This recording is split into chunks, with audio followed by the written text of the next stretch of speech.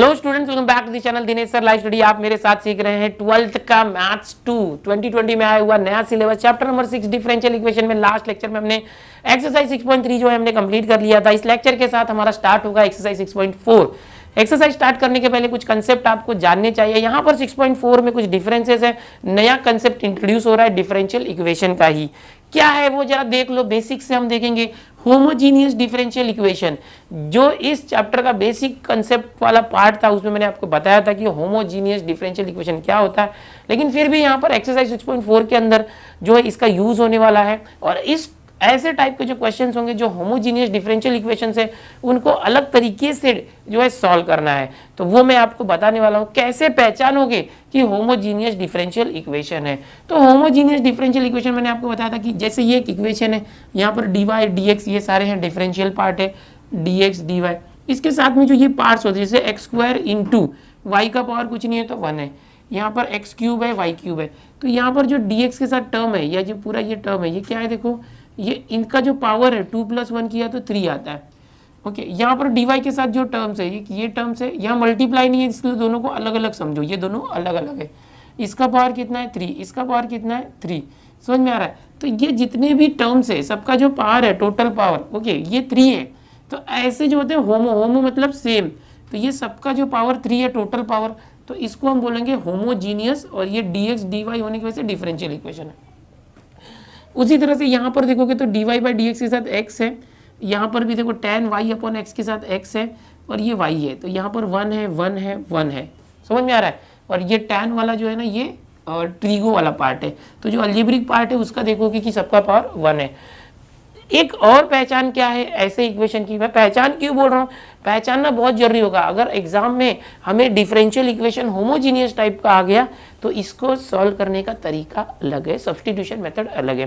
तो एक तो मैंने ये तरीका बताया कैसे पहचाने। दूसरा तरीका क्या है कि यहाँ पर आपको दिखेगा ये जो x और y है एक दूसरे में मल्टीप्लाई होकर या डिवाइड होकर आए होंगे। जैसे X square into Y multiply होकर आया, उसको अलग करना मुश्किल है। यहाँ पर देखो tan y अपॉन एक्स है, तो y अपॉन एक्स एक दूसरे को डिवाइड होके आया है। ओके, इसके पहले जो 6.3 के अंदर लास्ट क्वेश्चन था वहां पर x प्लस वाई आता था, x माइनस वाई एंगल में आता था, उसको हम कुछ तो u कंसिडर कर लेते थे। ओके, वैसे यहाँ पर भी कंसिडर करना पड़ेगा क्योंकि वेरिएबल्स को सेपरेबल करना पड़ेगा, सेपरेट करना पड़ेगा। तो यहाँ पर तरीका क्या है कि जब भी आपको होमोजीनियस डिफरेंशियल इक्वेशन मिले, जैसे आप ऐसे पहचान रहे हो, अगर नहीं भी पहचान में आ रहा है, आपको ये लग रहा है कि x और y को मैं सेपरेट नहीं कर पा रहा हूँ, जो 6.3 में हम करते थे dy को एक तरफ dx को एक तरफ, उसमें x और y सेपरेट नहीं हो पा रहे, तो तरीका क्या है कि सबसे पहले ये dx और dy को एक साथ लाओ। हर बार आप क्या कर रहे थे, dy और dx एक साथ आते थे तो dx को इक्वल की दूसरी तरफ लेके जाके अलग कर देते थे। यहाँ पर क्या करना है, dy और dx को एक साथ में लाना है, dy अपॉन dx करके लाना है। जैसे यहाँ dx और dy अलग है तो आप क्या करोगे, इसको वहां ले जाओ, dx को dy के नीचे लेके आना, सबसे पहला स्टेप। जो बताने जा रहा हूँ 6.4 के सारे क्वेश्चंस में ये अप्लाई होने वाला है, बहुत ही ध्यान से देखो, 6.4 के सारे क्वेश्चंस में अप्लाई होगा। तो ये जो dy बाई dx पहले करना है, अगर अलग अलग है तो dy के नीचे dx लाओ। इसके बाद क्या करो, यहाँ पर x और y है तो हम क्या करेंगे, जो y है y को सब्सटीट्यूट करो v इंटू एक्स। जो y है y इसको फिक्स है, देखो ये पहला स्टेप है, ये दूसरा स्टेप है, एकदम ध्यान से देखो। पहला स्टेप क्या करना है, dy बाई dx करके लाना है। अगर dy dx अलग अलग है तो उसको एक साथ लाओ, ये फर्स्ट स्टेप। दूसरा स्टेप क्या है कि y is equal to vx substitute करना है, पुट करना है कि जहां भी y होगा वहां v इंटू एक्स करना है। इसका मतलब क्या, v क्या हो गया बताओ, v x यहाँ आया तो y अपॉन एक्स, यानी y अपॉन एक्स को v रख सकते हो। अगर कहीं पर y अपॉन एक्स है तो v रख दो, एक्चुअल में y की जगह v इंटू एक्स रख रहे हैं, मतलब v मतलब क्या, y अपॉन एक्स। ये दो स्टेप हो गया। फिर इसको डिफरेंशिएट करोगे, y का derivative with respect to X dy by dx आ गया, u इंटू v करोगे तो v derivative of x 1 plus x derivative of v with respect to x। तो ये आ गया तीसरा स्टेप। देखो पहला स्टेप क्या है, dy अपॉन dx को एक साथ लाना। दूसरा स्टेप क्या है कि सब्सटीट्यूट करना y की जगह पर v इंटू एक्स। तीसरा स्टेप क्या है, इसको डिफरेंशिएट करोगे, इसको क्या करोगे, डिफरेंशिएट करोगे। ओके, तो ये y का dy बाई dx होगा विद रिस्पेक्ट टू एक्स, ये आ गया। ये हर बार फिक्स यही आएगा, हर क्वेश्चन में मोस्ट ऑफ यही रखना है, y equal to vx substitute करना है। उसके बाद जब भी आप डेरिवेटिव लोगे तो फिक्स यही आएगा, इसका डेरिवेटिव फिक्स यही आएगा, इसको याद करके रख लो जो बता रहा हूँ। इसके बाद क्या करना है कि ये जो दोनों ये है y is equal to we x, और ये समझो इक्वेशन नंबर 1 और ये समझो इक्वेशन नंबर 2 और ये 3 है समझो, और जो मेन क्वेश्चन है वो इक्वेशन नंबर 1 है। ओके, तो इस इक्वेशन नंबर 1 में ये 2 और 3 की वैल्यू यानी y और dy बाई डी एक्स, ये जो dy बाई डी एक्स आप करोगे dy अपॉन डी एक्स, उसको और y को रिप्लेस कर देना, सब्सटीट्यूट कर देना, y की वैल्यू और dy बाई डी एक्स की वैल्यू दिए हुए क्वेश्चन में सब्सटीट्यूट कर दो, जिससे क्या होगा ये जो y है और dy बाई ये dy और y पूरी तरह से हट जाएगा। हमारे क्वेश्चन में सिर्फ v एंड x बच जाएंगे, दो वेरिएबल्स v और x। फिर आप जैसे करते थे वैसे करना, v वाले टर्म्स एक साथ, x वाले टर्म एक साथ। ओके, dv एक साथ v वालों के साथ, x जो है dx के साथ। ओके, उसके बाद दोनों साइड का इंटीग्रेशन करना, जैसा 6.3 में करते थे वैसे ही करना है, दोनों साइड का इंटीग्रेशन करके सॉल्व करना। ओके, तो सब कुछ वही है, खाली स्टार्ट में इनिशियल क्या करना है, 6.4 के सारे क्वेश्चन में सबसे पहले dy और dx अलग अलग है, उसको एक साथ लाके dy बाई dx करो। फिर हर क्वेश्चन में y इक्वल टू vx ये सब्स्टिट्यूट करना होगा, किसी क्वेश्चन में हो सकता है कुछ अलग सब्स्टिट्यूट करना, तो कोई प्रॉब्लम नहीं, बताते रहूँगा मैं, लेकिन जनरली हम लोग को ये सब्स्टिट्यूट करना है।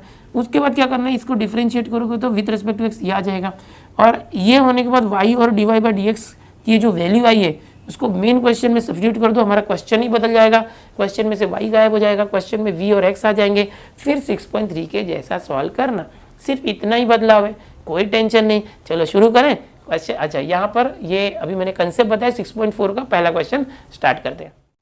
6.4 के अंदर जो मैंने अभी कंसेप्ट बताया, जो स्टेप्स बताया उसको याद रखो, और 6.3 का तरीका यहाँ हम बाद में अप्लाई करेंगे। अगर आपको 6.3 अच्छे से आ रहा है और मैंने जो अभी 6.4 के लिए 3 स्टेप्स बताए वो याद है, तो समझो ये सारे क्वेश्चन आ गए, आपको बहुत ईजी लगेगा। सबसे पहला क्वेश्चन मैंने यहाँ बोर्ड पर लिया जो हमारे एक्सरसाइज 6.4 का है। पहला क्वेश्चन है x into sine Y upon X into D Y is equal to Y sine Y upon X minus X D X. तो कैसे किया जाए देखो इसको, तो यहाँ पर सबसे पहले मैंने आपको क्या बताया था, dy के पास dx आना चाहिए, dy के नीचे, तो चलो ले आते हैं। यहाँ dy है इंटू डी वाई, इस dx को यहाँ इंटू है यहाँ लेके आओ, सो dy अपॉन dx आ चुका है। यहाँ क्या बचा, y sine y upon X minus x upon, ये देखो dy के साथ इंटू है, ये पूरा टर्म यहाँ नीचे आने दो, x into sign y upon x. कितना मुश्किल है, कुछ नहीं ना, पहले क्या करेंगे dy के नीचे dx लाओ और बाकी इसको हटा के दूसरी तरफ ले जाओ। अब क्या करने बताया था मैंने, put v is equal to Y, put y is equal to, क्या बताया था मैंने, y लिया था, याद रखना, put y is equal to v into X लेना है, याद कर लो। सबसे पहले क्या करना है, dy बाई डी एक्स लाना है पहले, फिर y is equal to v into x करना है, फिर इसका डेरिवेटिव लोगे dy by D x is equal to v plus x d by D x, ये आएगा। फिर चौथे स्टेप से मेन क्वेश्चन में सारी चीजें सब्स्टिट्यूट करना, बस ये 3 स्टेप याद रखो। इसको डिफरेंशिएट करोगे तो क्या आएगा, d Y upon D x is equal to v u into v rule, v into derivative of x 1 plus x into derivative of v d we by D x. ये fix है, याद रखो। Okay, ये fix है 2 step. इसके बाद देखो यहाँ से अगर आप करते हो, यहाँ वाई अपॉन एक्स है क्वेश्चन में, तो वाई अपॉन एक्स यहाँ से लोगे तो वी आ जाएगा ना, एक्स यहाँ है तो y upon x, v is equal to y upon x, ये यूजफुल है यहाँ पर क्वेश्चन में।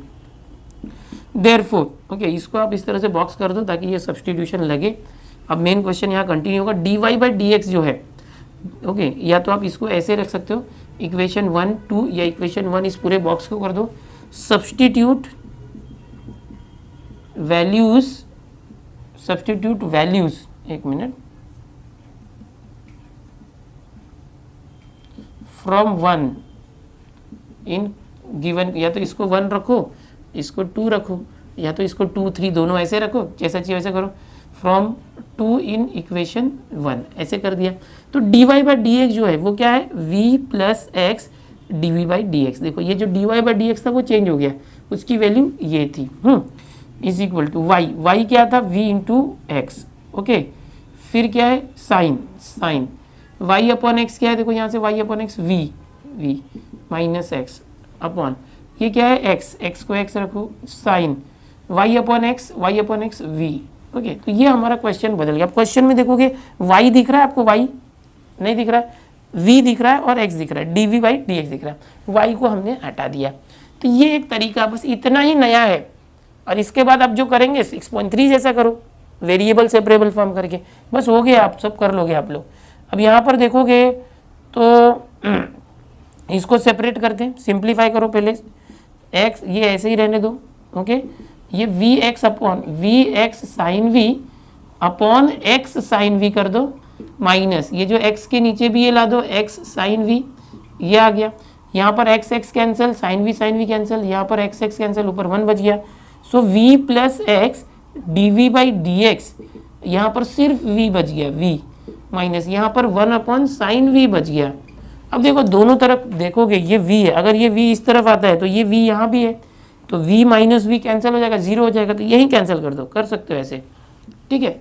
इन द नेक्स्ट स्टेप क्या बचा, x d we by D x is equal to, यहाँ क्या बचा -1 upon sine v, -1 upon sine we.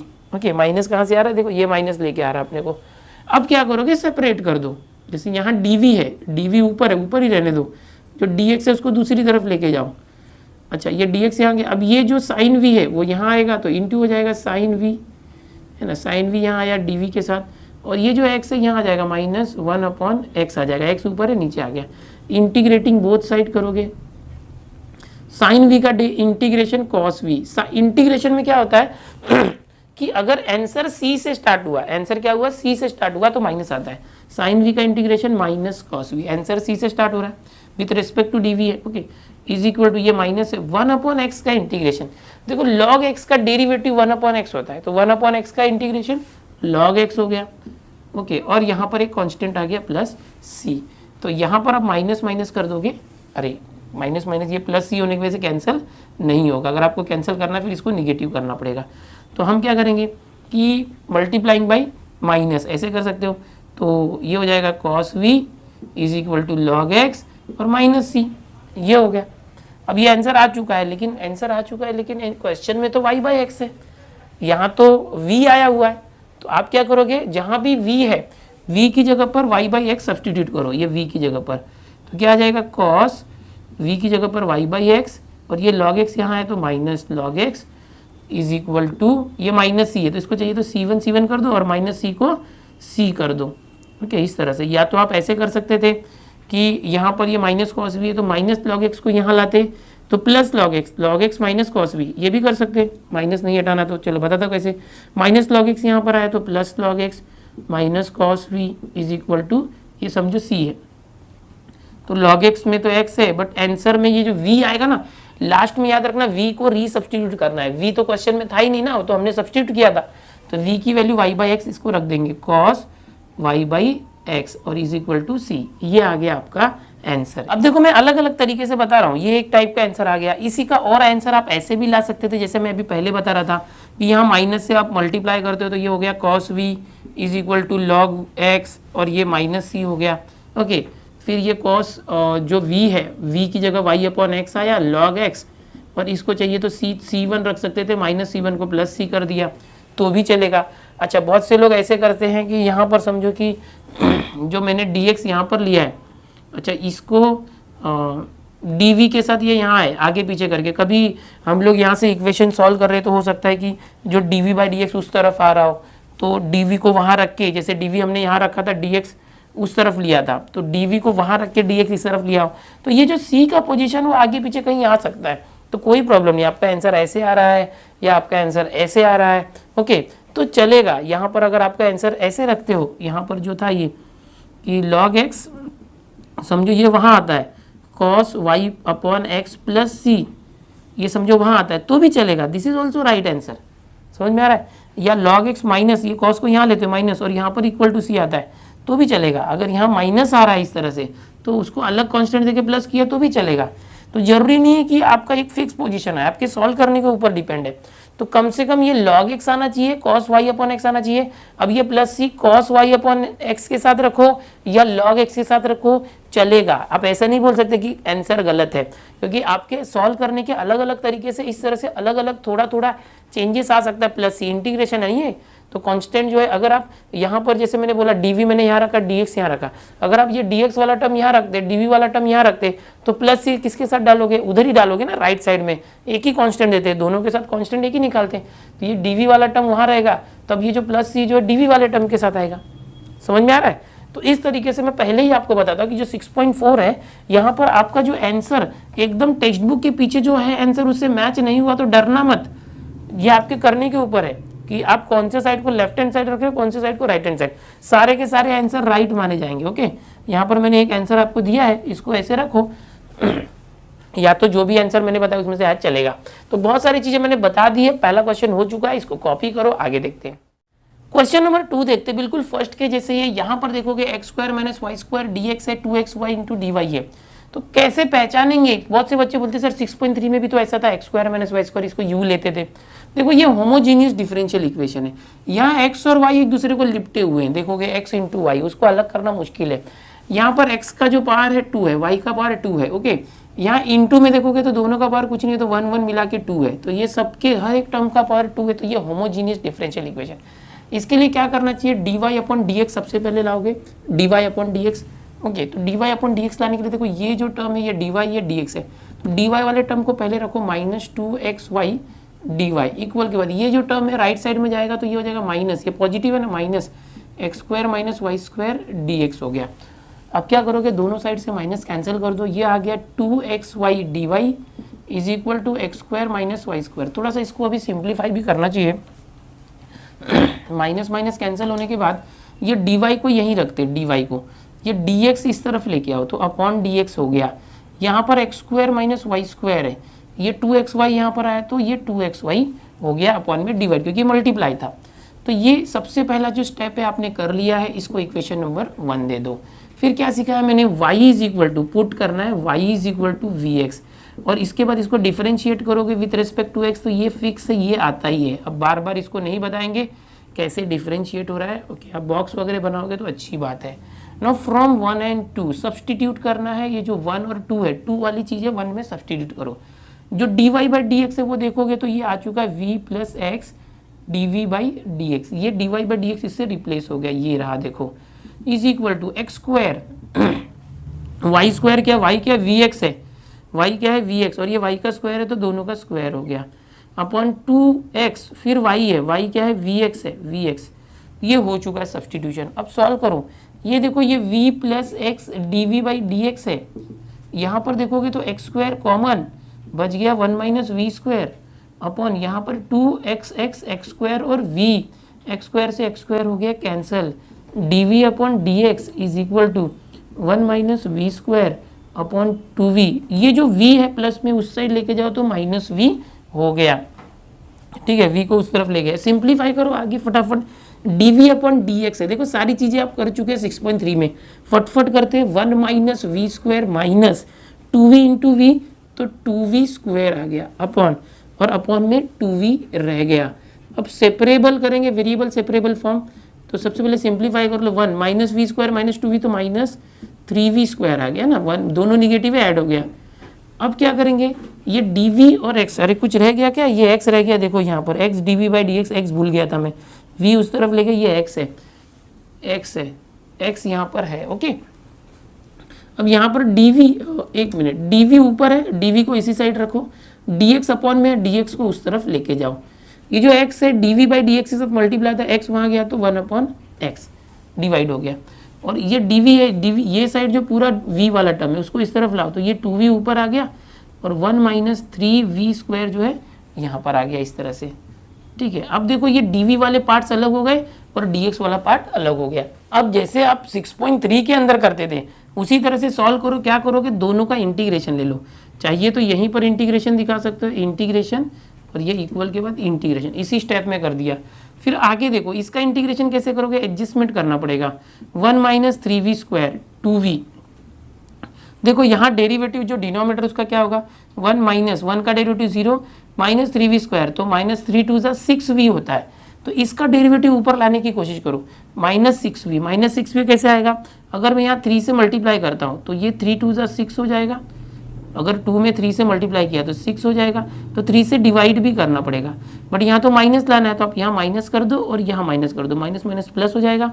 मैंने 3 से डिवाइड किया, 3 से मल्टीप्लाई किया, 3 2 6 हो गया, 3 से डिवाइड किया, इससे क्या हो गया, डिनोमिनेटर का डेरिवेटिव ऊपर एडजस्ट हो गया, ये इसका इंटीग्रेशन आसानी से आ जाएगा। 1 अपॉन एक्स का इंटीग्रेशन तो हमें पता है लॉग एक्स का डेरिवेटिव 1 अपॉन एक्स होता है, 1 अपॉन एक्स का इंटीग्रेशन लॉग एक्स होता है। अब ये देखो माइनस 1 अपॉन 3 आ चुका है, इसका इंटीग्रेशन होगा लॉग, फिर 1 माइनस 3v स्क्वायर, ये हो गया इज इक्वल टू, ये क्या होगा लॉग log ऑफ x, इस तरह से। फिर एक कांस्टेंट आएगा ना c, तो यहाँ दोनों log है तो कांस्टेंट का नाम भी क्या करोगे, log c रखो या c1 रखो, क्योंकि उसको बाद में वापस बदलने वाले c में फाइनली। तो अब ये आपका आंसर आ चुका है, बट v तो था नहीं ना क्वेश्चन में, तो v की जगह पे क्या रखना होगा, y अपॉन x रखना होगा v की जगह पे। इसको थोड़ा और सिंप्लीफाई कर लेते हैं हम लोग, चाहिए तो माइनस से मल्टीप्लाई कर देते, माइनस से मल्टीप्लाई कर दो, सबका साइन चेंज हो गया, ठीक है। और ये जो 3 है, 3 से -3 से मल्टीप्लाई करते हैं, तो -3 से मल्टीप्लाई करोगे 3 3 कैंसर, माइनस माइनस प्लस, तो ये आ गया log 1 - 3v² आया। यहाँ -3 से मल्टीप्लाई हुआ -3 log ऑफ x आया, यहाँ -3 से मल्टीप्लाई हुआ log और c1 आया। चलो अब क्या करेंगे, इसको v को सब्सटीट्यूट करो, log 1 - 3 v की जगह पर क्या आ जाएगा, v y upon x, but ये तो v² है तो y² अपॉन x² आ गया। ये -3 log x को यहाँ पर लाओ तो +3 log x आ गया। और यहाँ पर क्या बच गया, अच्छा ये जो 3 है ये log x है ना, तो ये x के क्यूब में भी चला जाएगा, या log का प्रॉपर्टी होता है ना, और ये माइनस था, ये पूरा टर्म उठा के यहाँ लाए तो प्लस हुआ, और यहाँ आने के बाद एक स्टेप डायरेक्ट कर रहा हूँ, यहाँ जो 3 था वो log की वजह से पार में चला गया, यहाँ पर माइनस है, ये 3 भी पार में चला जाएगा, log c1 क्यूब हो गया, बाहर लिखो अंदर लिखो चलेगा, यहाँ पर ये x क्यूब लिख दो चलेगा। इस तरह से हो गया सिंप्लीफाई। अभी और चाहिए तो दोनों का log कॉमन ले लो, log कॉमन, तो ये क्या बच गया, देखो यहाँ पर अगर करते हो इसका क्रॉस मल्टीप्लाई, तो ये x into x² into 1 x² है ना, x² into 1 x² minus 3y² upon x² रहता है, log कॉमन लिया तो प्लस का इंटू हो जाएगा, और यहाँ पर x क्यूब आ जाएगा, ये हो चुका है, इज इक्वल टू यहाँ पर जो ये है ये पूरा एक कांस्टेंट समझ लो c, ये पूरा कांस्टेंट समझ लो c, क्योंकि वो log c³ माइनस कांस्टेंट ही है। यहाँ से x, अच्छा ये एक मिनट है, ये log कॉमन है ना, यहाँ पर पहले रखना पड़ेगा, ये जो log है, log ये माइनस है ना, तो ये माइनस ले लो, ये माइनस हटा दो, माइनस को भी पार में ले लो, समझ में आ रहा है, तो ये प्लस हो गया, तो log ये क्या है c1 माइनस क्यूब, चाहिए तो यहाँ माइनस रखो, यहाँ पर ले लो माइनस, ओके। एक काम करते यहीं पर रखते, सिंपली -3 था, ये नेक्स्ट स्टेप में समझो हमने ले लिया। अब दोनों साइड में log है, कंपेयरिंग बोथ साइड, log हट जाएगा, यहाँ पर आ जाएगा x² माइनस 3y², और ये x² से ये x³ कैंसिल कर रहे थे ना, एक x बच जाएगा, x² से x³, तो एक x आ गया, तो यहाँ पर एक x इंटू हो गया, और यहाँ पर क्या आया, ये पूरा जो इसको कांस्टेंट c रख दो, तो ये आपका आंसर आ चुका है फाइनली ये। और यहाँ पर वेयर आप लिखते हो, where c is equal to, c क्या है, log c1 रेज टू -3 है, ठीक है, ये ऐसे दिखा दो। तो ये आपका क्वेश्चन नंबर 2 का सॉल्यूशन हो गया। हो सकता है आपका ये जो आंसर थोड़ा इधर उधर आ जाए, चलेगा, हाँ। अच्छा टेक्स्ट बुक में ये जो क्वेश्चन है इसका सॉल्यूशन थोड़ा प्रिंटिंग मिस्टेक है, ओके, तो कोई प्रॉब्लम नहीं, आपका जो आंसर यहाँ पर आ रहा है वो सही है, चूंकि ठीक है, इसको कॉपी कर लो। चलो तो अब देखते हैं तीसरा क्वेश्चन। अब तीसरा क्वेश्चन थोड़ा सा अलग है वैसे ही, बट मैं थोड़ा अलग तरीके से बताने वाला हूँ। देखो 1 + 2e⁻x/y, 2e⁻x/y, फिर 1 - x/y dy/dx। यहाँ जो पहला स्टेप होता है कि dy/dx हमको लाना होता है, ऑलरेडी दिया हुआ है, लेकिन यहाँ जो e का पावर है ना, ये x/y है। अब मैंने आपको बताया था बार बार कि जो y है उसको v × x लेते हैं, जिससे क्या हो जाता है, v क्या होता है, y/x v हो जाता है, समझ में आ रहा है। बट यहाँ पर हर जगह x/y दिया हुआ है, तो अगर मैं इस तरह से लेता हूँ v = y/x, तो ये x/y 1/v होता जाएगा। तो सिंपली देखो जो मैंने आपको सिखाया है ना, y = vx लेना, उसकी जगह पर हम ऐसे भी ले सकते हैं कि x = vy, ये भी ले सकते हो। ऐसे लोगे तो क्या होगा कि v की वैल्यू x/y हो जाएगी, है ना। तो इसका फायदा क्या होगा कि डायरेक्ट x/y जितनी जगह है सब जगह v हो जाएगा, थोड़ा सिंपल होगा। बट एट दैट टाइम जब भी आप x = v/y लेंगे तो ये dx/dy आ जाएगा विद रिस्पेक्ट टू y। कैसे, देखो मैं बताता हूँ। सबसे पहले दोनों को अलग करो, इसको उस तरफ लेके जाओ। ये 1 + 2e⁻x/y है, ओके, ये सारी चीज़ें उस तरफ गई, -2e⁻x/y 1 - x/y और dy/dx, ओके, ये हो गया माइनस में, ये निगेटिव हो गया, पूरा टर्म वहाँ जाके 0 हट गया। अब मैं क्या करता हूँ कि ये जो dy/dx है ना, उसको इस तरफ लाता हूँ, तो ये dx/dy करता हूँ। आप बोलोगे सर आपने तो सिखाया था dy/dx करना, हाँ वो करना, लेकिन यहाँ पर मैं अलग कर रहा हूँ, मैं y को vx नहीं ले रहा हूँ, x को vy ले रहा हूँ, इसलिए x with respect to y करने वाला हूँ। इसको यहाँ लाया, बाकी ये सारी चीज़ें वहाँ ले जाते हैं। वहाँ क्या है, -2e⁻x/y 1 - x/y ये है, और ये जो है ये पूरा इसके डिनोमीटर में आ जाएगा 1 + 2 e⁻x/y। ओके, तो ये इक्वेशन नंबर 1 हो गया। हम लोग इसको x with respect to y के फॉर्म में कर रहे हैं ताकि आसानी से सॉल्व हो जाए। ओके, चीज़ों को सिंपल करना चाहते हैं। अब यहाँ पर पुट करो, पुट जैसे हर बार आप y = vx करें, यहाँ x = vy करो। ओके, क्यों? क्योंकि मुझे आसानी होनी चाहिए ना, x/y दिया है, यहाँ पर देयरफॉर कर सकते हो कि v = y, यहाँ है तो x/y। तो ये बहुत इंपॉर्टेंट है, x/y हर जगह पे है तो। और देयरफॉर यहाँ पर ये x with respect to y करना, dx with respect to y, derivative of x with respect to y, फिर u × v, y का derivative with respect to y 1, फिर y × dv/dx। ओके, ये आपका 2 हो गया। थोड़ा सा हम लोग यहाँ पर x with respect to y कर रहे हैं, याद रखना। अब dx/dy क्या है यहाँ पर देखो, फ्रॉम 1 and 2 आप लिख लो यहाँ पर, फ्रॉम 1 and 2 सब कुछ वैसे ही करना है। dx/dy जो है वो क्या है, v + y dv/dx, ये लेफ्ट हैंड साइड हो गया ये। अब यहाँ देखो -2 e⁻, ये x/y क्या आ जाएगा, v, फिर 1 - v, x/y v upon 1 + 2 e⁻xy यानी e⁻v, ये आ चुका है।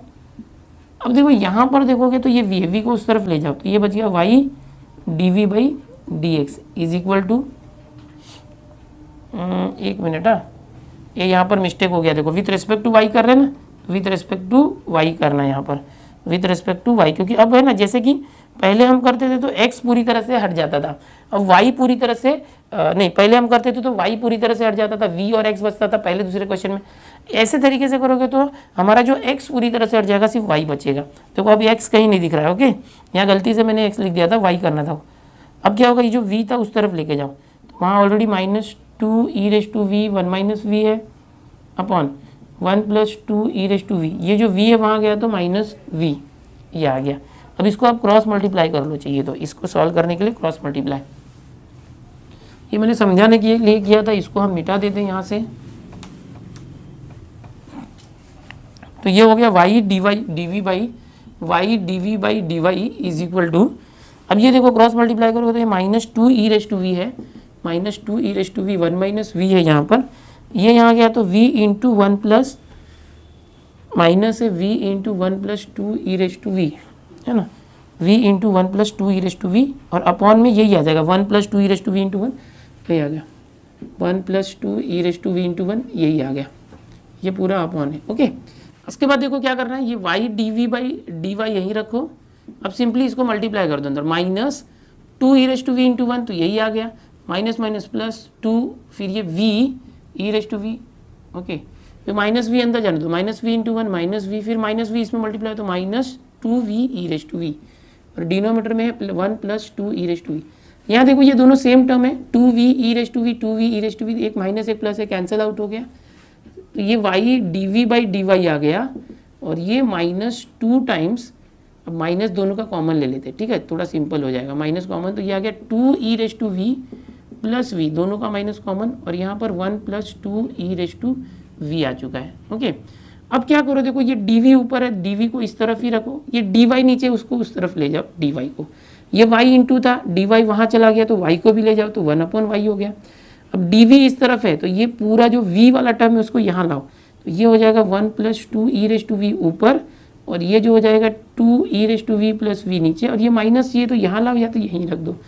अब दोनों साइड का इंटीग्रेशन ले लो हर बार की तरह, अब 6.3 जैसा बन चुका है। अब क्या करेंगे, देखो यहाँ पर देखोगे तो 2 e⁻v का डेरिवेटिव 2 e⁻v, और v का डेरिवेटिव 1, यानी डिनोमिनेटर का डेरिवेटिव न्यूमरेटर में प्रेजेंट है, देयरफॉर इसका इंटीग्रेशन आएगा log ऑफ डिनोमिनेटर, यानी 2 e⁻v + v। यहाँ पर ये माइनस है 1/y का हो जाएगा log y, और प्लस यहाँ पर कांस्टेंट आएगा, ये दोनों लॉग है तो इसको लॉग में रख दो, log c1, इस तरह से। ओके, log c1 रखो या सिर्फ log c रखोगे तो भी चलेगा, जरूरत पड़ी तो बाद में c1 कर देंगे। अब क्या करना है, देखो यहाँ पर माइनस आया हुआ है। ओके, तो इस माइनस को आप यहाँ ले सकते हो, ओके, वहीं भी रख सकते हो, माइनस माइनस। ओके, चलो करते। अब ये log है, log 2 e⁻v + v, और ये माइनस यहाँ पर आया तो प्लस log y, ओके, और = log c। अब ये दोनों का log कॉमन ले लो, log कॉमन तो ये हो जाएगा 2 e⁻v + v, और ये प्लस था तो इंटू और ये y आ गया और log c। Comparing both side, दोनों साइड कंपेयर करोगे log log हट जाएगा और यहाँ पर आ जाएगा 2e⁻v + v इंटू वाई और यहाँ पर c बच गया। अब ये आंसर आ चुका है, बट आंसर में देखो हम लोग को v आया है, तो v क्या था वो रखना पड़ेगा, v था x/y। तो आप फाइनली सब्सटीट्यूट करोगे यहाँ पर 2 इंटू e⁻y क्या था, v क्या था, x/y था, y/x नहीं था, v क्या था x/y प्लस x/y और इंटू यहाँ पर y है इज इक्वल टू c। अब इसको चाहिए तो और सिंप्लीफाई कर सकते हो, ये y अंदर लेके आओ, तो y अंदर लेके आओ तो थोड़ा सा जगह चाहिए, यहाँ पर ही कर देते, दिखेगा आपको। ये y का मल्टीप्लाई कर दो तो ये हो जाएगा 2y e⁻x/y ये, और ये x/y में y का मल्टीप्लाई होकर x आ जाएगा plus x is equal to c, है ना, y कैंसिल हो जाएगा, y का मल्टीप्लाई दोनों। तो ये आ गया आपका फाइनल आंसर। इस तरह से थोड़ा सा मॉडिफाई हो सकता है यहाँ, लेकिन ये इस तरह से करना है, इसको कॉपी कर लो। सो स्टूडेंट्स यहाँ पर अभी हमने 6.4 स्टार्ट कर दिया। इस लेक्चर में मैंने आपको बेसिक्स बताए, सारे स्टेप्स बताए। यहाँ पर टोटल 6.4 में 15 क्वेश्चंस हैं। 15 में से हमने बेसिक और सारे स्टेप्स देखने के बाद 3 क्वेश्चंस देखे। सारे सॉल्यूशंस लंबे लंबे हैं, लेकिन अगर एक बार आपको तरीका, मेथड, स्टेप समझ में आ जाता है तो कर लोगे। और 6.3 आना ही चाहिए। 6.3 का ही कंसेप्ट देखो फॉलो हो रहा है ना, यहाँ से 6.3 dv और dy आने के बाद dv और dy को हम अलग कर रहे हैं, या dv और dx को अलग करते हैं। खाली स्टार्टिंग के ये स्टेप्स अलग है। यहाँ पर होमोजीनियस डिफरेंशिएबल इक्वेशन है, होमोजीनियस डिफरेंशियल इक्वेशन है, तो उसके अंदर ये सब्सटीट्यूट करना होता है, या तो x is equal to vy रखो या y is equal to vx रखो। दोनों तरीका है। यहाँ फर्स्ट और सेकंड में मैंने y is equal to vx रखा था। यहाँ पर ये क्यों रखा, बिकॉज यहाँ पर x/y दिया हुआ था इसलिए ऐसा रखा। y/x दिया होता हर जगह पे तो हम रखते y is equal to vx। Simple तरीके से हमें सॉल्व करना है, उसके लिए सब करना पड़ता है, ठीक है। तो अब 3 क्वेश्चन हमने किए हैं, 15 क्वेश्चन है, कितने दिन लगेंगे, ज़्यादा दिन लगेंगे नहीं, फटफट हो जाएगा। देखो कोई भी चीज़ जब शुरुआत करते हैं ना तो उसमें टाइम लगता है, अच्छे से मुझे आपको समझाना पड़ता है, हर एक स्टेप बताने में टाइम लगता है। लेकिन अब आप अगर ये 3 क्वेश्चन कर ले रहे हो तो आगे के जो चौथा, पांचवा, छठा, ये 3 क्वेश्चन है वो खुद से ट्राई करो, आपको आ जाएगा। हो सकता है पूरा एक्सरसाइज भी आप खुद से कर पाओगे, क्योंकि तरीका मैंने बता दिया ना, मेथड बता दिया, स्टेप्स बता दिए, वही स्टेप्स फॉलो करना है। तो पूरे एक्सरसाइज को आप खुद से ट्राई करने की कोशिश करो। आएगा नहीं आएगा तो कोई प्रॉब्लम नहीं, नेक्स्ट लेक्चर में मैं क्वेश्चन नंबर 4 ऑनवर्ड सब बताने वाला ही हूँ। बहुत इंपॉर्टेंट है, ऐसे क्वेश्चंस बोर्ड एग्जाम में पूछे जाते हैं होमोजीनियस वाले, ठीक है। अच्छे से प्रैक्टिस करो, आगे के क्वेश्चन खुद से ट्राई करो जब तक मेरा नेक्स्ट लेक्चर आता है तब तक, और मेरे साथ बने रहो। आपकी टेस्ट सीरीज मैंने चालू कर दी है, मंडे टू मंडे टेस्ट होने वाला है, संडे को छुट्टियां रहती है, वैसे कॉलेज के लेक्चर्स नहीं होते, ताकि आप ज़्यादा रिवाइज कर पाओ, इसलिए मैंने मंडे को सेलेक्ट किया है। हर मंडे टेस्ट होने वाला है। टेलीग्राम ग्रुप में ज्वाइन हो जाओ, दिनेश सर नाम का जो टेलीग्राम चैनल है वहाँ पर आ जाओ, और उसी के साथ HSC साइंस DG करके ये टाइप करोगे टेलीग्राम में तो हमारा 12th का ग्रुप आ जाता है, जिसमें मैं सारे क्वेश्चन पेपर वहाँ पर प्रोवाइड करूँगा, ठीक है। तो टेलीग्राम पर आपको टेस्ट सीरीज मिलेगा, टेलीग्राम में जुड़ जाओ। चैनल पर पहली बार आए हो तो सब्सक्राइब कर लो। बहुत सारे बच्चे बहुत दिनों से जुड़े हुए हैं, बहुत पहले से, कुछ बच्चे अभी अभी नए आ रहे हैं, और आपके जो जूनियर्स हैं 10th में, 11th में, 12th में, कॉमर्स में, साइंस में, सभी को चैनल रिकमेंड करो, ये मेरी रिक्वेस्ट है, ओके, ताकि ज़्यादा से ज़्यादा बच्चों को इस चैनल का फ़ायदा मिले। चलो मिलते हैं नेक्स्ट लेक्चर में, बाय एवरीवन।